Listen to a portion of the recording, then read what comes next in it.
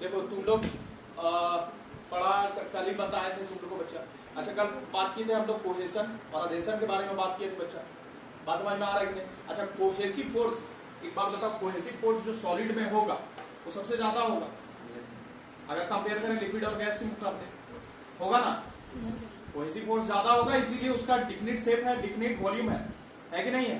ठीक है, लिक्विड में सॉलिड के मुकाबले कोहेसिव फोर्स कमजोर होगा कि नहीं?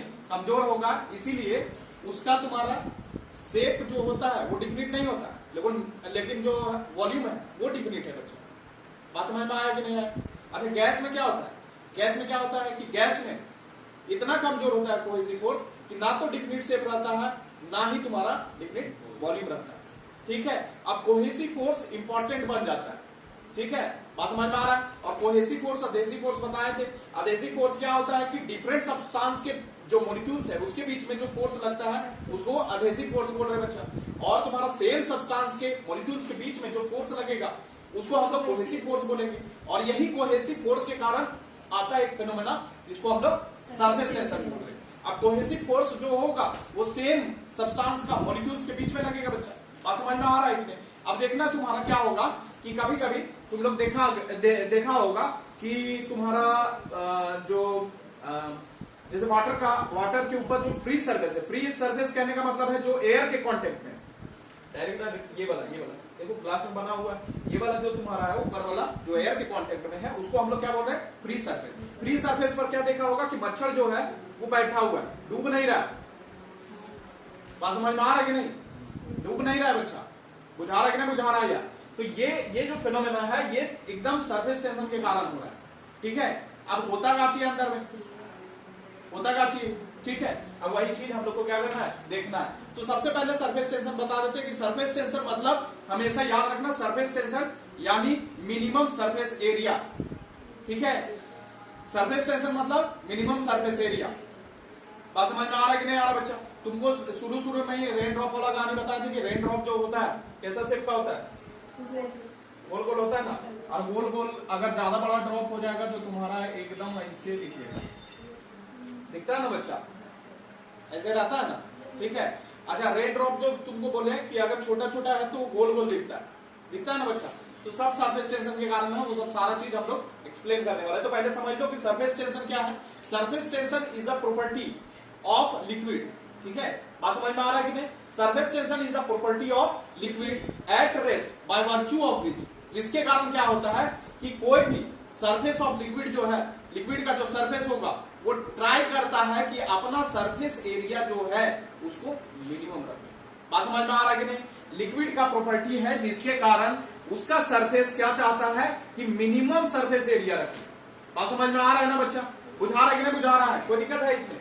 नहीं ना, नहीं ना, बुझा रहा है कि नहीं बुझा रहा है? अब बात यहां पर समझना कि ये क्या किए हम लोग, एक कंटेनर लिए बच्चा, इसमें पानी भरा हुआ है, ऊपर का सरफेस जो होगा वो एकदम गोल गोल दिखेगा। वो दिखेगा कि नहीं दिखेगा? ये गोल वाला निकाल के यहाँ पर बैठा दिए बच्चा। बात समझ में आ रहा है कि नहीं? गोल वाला ये वाला यहाँ पर जूम करके बैठा दिए बच्चा। बात समझ में आ रहा है कि नहीं? अभी इसमें देखो पानी का मॉलिक्यूल्स होगा बच्चा, होगा कि नहीं होगा? बुझा रहा है कि नहीं बुझा रहा है? अच्छा ये पानी का मॉलिक्यूल्स क्या चाहेगा कि हम बाउंड करके रखें। हम बताए थे कोहेसिव फोर्स, बताए ना बच्चा? कोहेसिव फोर्स में क्या होगा? सेम सब्सटेंस के मॉलिक्यूल्स के बीच में क्या लगेगा? कोहेसिव फोर्स लगेगा, फोर्स ऑफ कोहेशन लगेगा बच्चा। तो ये मॉलिक्यूल्स क्या चाहेगा? ये वाला मॉलिक्यूल चाहेगा कि इधर वाला मॉलिक्यूल्स को हम इधर खींच के रखें। बात समझ में आ रहा है कि नहीं?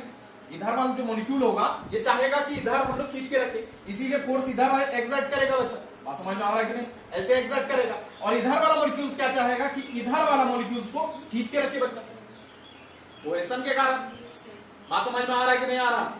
बुझा रहा है कि नहीं बुझा रहा है? इतना बात बुझा रहा है कि नहीं? तो इधर वाला मॉलिक्यूल चाहेगा कि इधर वाला मॉलिक्यूल्स को हम लोग खींचे, लेकिन इधर वाला मॉलिक्यूल चाहेगा कि नहीं तुम इधर आओ। बात समझ में आ रहा है कि नहीं आ रहा? अब हम लोग क्या करते हैं, ध्यान से देखो, यहां पर एक इमेजिनरी लाइन ड्रॉ करते हैं, इमेजिनरी अपने से। ठीक, बुझा रहा है कि नहीं बुझा रहा है? तो ये वाला इधर वाला जो मॉलिक्यूल्स होगा वो चाहेगा कि इधर से ये लाइन पर देख लो, इमेजिनरी लाइन पर ये फोर्स किधर लगाएगा? इधर लगाएगा, खींच के इधर वाला पार्ट को इधर खींचना चाहेगा बच्चा। बात समझ में आ रहा है कि नहीं? तो यहाँ पर ये फोर्स बना है बच्चा। अच्छा इधर वाला ये इधर वाला पार्ट में देखो इमेजिनरी लाइन का, इधर वाला मॉलिक्यूल्स को चाहेगा कि इधर खींचना, तो फोर्स का इधर डायरेक्शन बना है। बात समझ में आ रहा है कि नहीं? अच्छा यहाँ पर फोर्स देखो कि ये परपेंडिकुलर है तुम्हारा जो इमेजिनरी लाइन का, ठीक है? बात समझ में आ रहा है कि नहीं, कोई दिक्कत? तो सरफेस टेंशन जो होता है वो डिफाइंड होता है कैसे, ये सुन लो कि सरफेस टेंशन तो बता दिए कि मिनिमम सरफेस एरिया उसका सरफेस ऑफ द लिक्विड रखना चाहेगा। बात समझ में आ रहा है कि नहीं? अच्छा ये सोचना कि तुम्हारा क्यूब क्यों नहीं बनाता है सर, तुम लोग पूछ सकती है कि क्यूब क्यों नहीं बनाता है, तुम लोग कोनिकल क्यों नहीं बनाता है, सिलेंड्रिकल क्यों नहीं बनाता है, और सारे शेप क्यों नहीं बनाता है, इरेगुलर शेप, ये सब कभी सोचिए क्यों?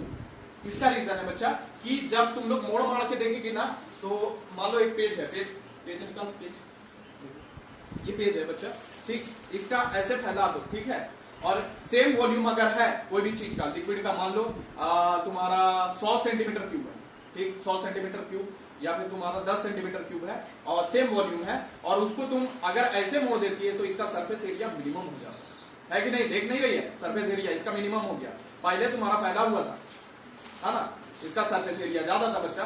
तो स्फीयर में क्या होता है कि सरफेस एरिया जो हो जाता है वो मिनिमम हो जाता है। बात समझ में आ रहा है ना? इसीलिए तुम्हारा क्या है कि ना कोनिकल शेप लेता है, ना क्यूब का शेप लेता है, ना क्यूबॉइड का लेता है, ना सिलेंडर का लेता है, लेता किसका शेप है? स्फेरिकल, क्योंकि उसका सरफेस एरिया सबसे मिनिमम होता है बच्चा। बात समझ में आ रहा है कि नहीं आ रहा? और हम तुमको सरफेस टेंशन का प्रॉपर्टी क्या बताएं कि ये सरफेस टेंशन का प्रॉपर्टी क्या है कि मिनिमम सरफेस एरिया रखना चाहता है लिक्विड का सरफेस। बुझाया कि नहीं बुझाया? इसीलिए गोल गोल होता है। बात समझ में आ रहा है कि नहीं आ रहा? कोई दिक्कत? अब इसका रीजन कि मिनिमम सरफेस एरिया क्यों रखना चाहता है सर, इसका भी रीजन आएगा, टेंशन नहीं लेना। बात समझ में आ रहा है कि नहीं आ रहा? सारा चीज बताएंगे। ओके, फिलहाल हम लोग डिस्कस कर लेते हैं कि अब सरफेस टेंशन तो आप बता दिए मोटा मोटी की थ्योरी क्या है सर, इसका एक्सप्रेशन क्या होगा, इसका फॉर्मूला क्या होगा? तो फॉर्मूला देखो, इमेजिनरी लाइन पर ये फोर्स इधर लग रहा है, ये फोर्स इधर लग रहा है बच्चा। बात समझ में आ रहा है कि नहीं? तो आइदर साइड में किधर भी वाला फोर्स उठा लो, ठीक, किधर भी वाला फोर्स उठा लो और फोर्स पर यूनिट लेंथ कर दो। इसका मान लिए जो इमेजिनरी तुम्हारा लाइन है इसका लेंथ L है, और इस पर जो फोर्स लग रहा है वो भी कैसा वाला? परपेंडिकुलर फोर्स है। अरे ये सरफेस है बच्चा, इस पर हम लोग इमेजिनरी लाइन ड्रॉ किए, ये सरफेस हो गया, इस पर हम लोग इमेजिनरी लाइन ड्रॉ किए बच्चा, और तुम्हारा क्या है, ये लाइन है, इस पर तुम्हारा फोर्स कैसे लग रहा है? ऐसे लग रहा है बच्चा। बात समझ में आ रहा है कि नहीं? परपेंडिकुलर लग रहा है बच्चा, और इसका लेंथ क्या माने? L माने बच्चा। बात समझ में आ रहा है कि नहीं आ रहा? बुझा रहा है कि नहीं बुझा रहा? तो ये जो लेंथ है, फोर्स पर यूनिट लेंथ, इसको हम लोग क्या बोल रहे हैं? सरफेस टेंशन बोल रहे हैं। बात समझ में आया कि नहीं? कोई दिक्कत? बुझाया कि नहीं? तो सरफेस टेंशन खाली फोर्स नहीं है, सरफेस टेंशन जो है वो फोर्स पर यूनिट लेंथ है। बुझाया कि नहीं बुझाया? कोई दिक्कत है? इतना बात देखो, वही चीज लिखा है, surface tension is equal to total force acting on either side, दोनों में से कोई भी साइड उठा सकती है, total force acting on either side of imaginary line, ठीक, upon length of the line. बुझाया कि नहीं बुझा रहा? समझ में आ रहा है इतना बात? वही चीज लिखे, इसको T से भी डिनोट करते हैं, समटाइम्स S से भी डिनोट करते हैं। तो T इज इक्वल टू क्या हो जाएगा? F/L हो जाएगा बच्चा। कोई दिक्कत? अब SI यूनिट हमको लिखना है, तो फोर्स का हम लोग जानते हैं कितना होता है? न्यूटन होता है, ठीक, और लेंथ का क्या होगा? मीटर होगा बच्चा, तो इसका क्या हो जाएगा? न्यूटन पर मीटर होगा बच्चा। बुझाया कि नहीं बुझाया? कोई दिक्कत? अच्छा, इसका सीजीएस यूनिट क्या होगा? डाइन पर सेंटीमीटर होगा बच्चा, ठीक, बुझाया कि नहीं बुझाया? और तुम्हारा डायमेंशन क्या होगा? अब देखो इसका dimension T is equal to क्या आता है? F/L बच्चा, ठीक, F/L हो गया, और F कितना होगा? MLT माइनस T बच्चा, ठीक, और यहाँ पर L हो गया। कोई दिक्कत? बताओ, ये बात समझ में आ रहा है कि नहीं? अब देखो यहाँ L है, L तुम्हारा कट गया, M हो गया 1, L का पावर 0 और T माइनस, ठीक, कोई दिक्कत? बताओ, समझ में आ रहा है कि नहीं आ रहा है? ओके, ठीक, ये डायमेंशन हो गया। अच्छा, यहां पर देख लो, ये एकदम इंपॉर्टेंट बात कि ये स्केलर क्वांटिटी है, भूल से भी इसको वेक्टर न मारना, ठीक, याद रखना। ओके, बुझा रहा है कि नहीं बुझा रहा? हालांकि फोर्स तुम्हारा क्या है? फोर्स जो है वो तुम्हारा वेक्टर क्वांटिटी है, ठीक, फोर्स तुम्हारा वेक्टर क्वांटिटी है, तो इसको आना चाहिए तुम्हारा सरफेस टेंशन जो है वो तुम्हारा वेक्टर क्वांटिटी, लेकिन ऐसा होता नहीं है। काहे की तुम लोगों को बता चुके थे कि वेक्टर होने के लिए क्या क्या होना चाहिए? मैग्नीट्यूड, डायरेक्शन और vector law of addition follow करना चाहिए, जो कि नहीं करता है। ओके, बात समझ में आ रहा है कि नहीं आ रहा? कोई दिक्कत? Question, any question? जो आप इमेजिनरी लाइन बताए वो बीच में होगा कि साइड में कहीं भी हो सकता है? कहीं भी ले सकते, कहीं भी ले सकते। ठीक है, बात समझ में आया कि नहीं आया? कोई जरूरी बीच में नहीं है। ओके, पूरा साइड में लेंगे तो एक ही साइड चलो चलो बता दे। Some phenomena due to surface tension. Phenomena कुछ हम लोग देखते हैं। पहला वाला लेड बॉल्स जो होता है बच्चा, लेड बॉल बताए तुम्हारा। लेड बॉल्स जो होता है वो तुम्हारा क्या होगा कि जब मोल्टेन स्टेट में होता है और उसको हम लोग पानी में डालते हैं, ठीक है, ऊपर से कुछ हाइट से हम लोग डालते हैं, तो क्या हो जाता है, सॉलिडिफाई हो जाता है। पहले मोल्टेन रहता है, मोल्टेन यानी पिघला हुआ रहता है, उसके बाद क्या होगा, सॉलिडिफाई हो जाएगा और स्फेरिकल शेप ले लेगा। क्यों?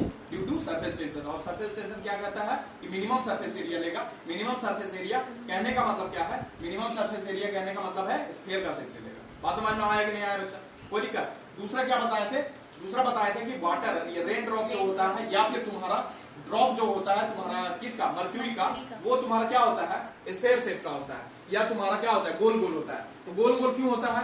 गोल गोल इसीलिए होता है कि गोल गोल में क्या हो जाएगा, मिनिमम सरफेस एरिया हो जाएगा ड्यू टू सरफेस टेंशन। बात समझ में आ रहा है कि नहीं? इसीलिए तुम्हारा क्या होगा, रेन ड्रॉप या ग्लोब्यूल या ड्रॉप ऑफ मर्क्यूरी तुम्हारा क्या होगा, स्फेरिकल होगा। बात समझ में आ रहा है कि नहीं बच्चा? कोई दिक्कत है इसमें? नहीं ना? बुझा रहा है कि नहीं बुझा रहा? अच्छा, एक तीसरा चीज दिखाएं।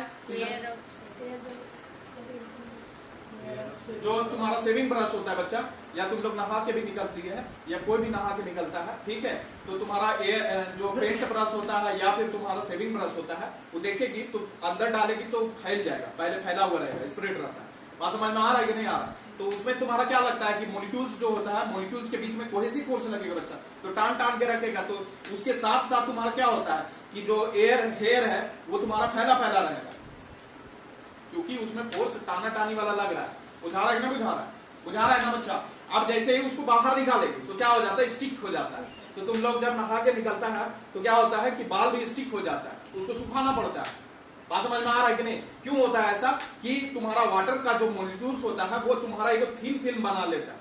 वाटर का मॉलिक्यूल्स क्या करता है, बीच में कोहेसिव फोर्स लगता है ना बच्चा, तो मॉलिक्यूल्स क्या चाहता है कि हम ये वाला मॉलिक्यूल्स को टान के रखे, ये वाला मॉलिक्यूल्स इसको टान के रखे, इसीलिए एक दूसरे को क्या कर लेता है, जैसे ही बाहर निकलता है तो पानी तो है नहीं, बाहर पानी नहीं है, तो पानी किसमें मौजूद है, इधर वाला हेयर और इधर वाला हेयर में बच्चा। तो मॉलिक्यूल्स क्या करता है कि ये वाला मॉलिक्यूल्स को इधर टान के रखना चाहता है, ये वाला मॉलिक्यूल्स इधर टान के रखना चाहते हैं, हेंस दे स्टिक टुगेदर। बात समझ में आ रहा है कि नहीं बच्चा? कोई दिक्कत? बुझा रहा है कि नहीं बुझा रहा है? इतना बात ठीक है। तो 3 फेनोमेना हम डिस्कस किए बच्चा, ठीक है? वही तो बोल रहे हैं, बाल में भी लग रहा है ना, हेयर में भी तुम्हारा सरफेस टेंशन लग रहा है बच्चा, ठीक है?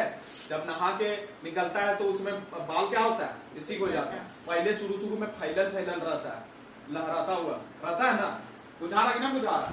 लहराता हुआ बाल रहता है। उसके बाद जैसे नहाती है, उसके बाद जब बाहर निकलती है तो तुम्हारा क्या होता है, स्टिक हो जाता है। उसके बाद तुमको सुखाना पड़ता है, ऐसे झाड़ना पड़ता है, ताकि पानी क्या हो जाए, कम हो जाए। पानी जब कम हो जाएगा, कोहेसिव फोर्स, मॉलिक्यूल्स कम बचेंगे बच्चा, तो कोहेसिव फोर्स कम हो जाएगा। बात समझ में आ रहा है कि नहीं? उसके बाद और सुखाना पड़ता है तुमको ड्रायर से।